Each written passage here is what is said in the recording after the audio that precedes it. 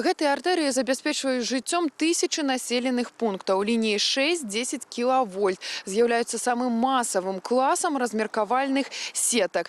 З-за вялікай працягласці і знаходжання ў цяжкадаступных месцах традыцыйныя абходы з'яўляюцца доўгімі і працаёмкімі.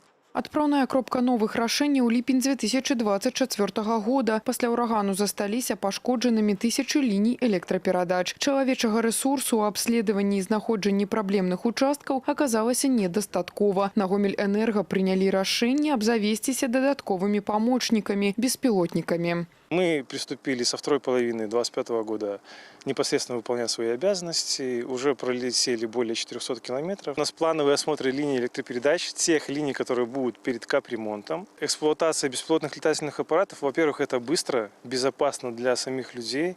И мы получаем точный фото- и видеоматериал, с помощью которого можно определить тот или иной тип дефекта.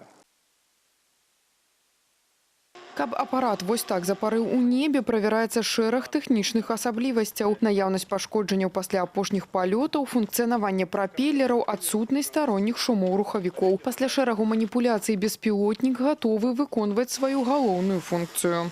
Его время полета среднее 30 минут, расстояние до 5 километров, туда и обратно. Во время того, как мы летим, мы проверяем погодные условия. У нас есть определенные характеристики. Дрон в сильный снег, он не будет БПЛА летать. В дождь до 10 миллиметров осадок.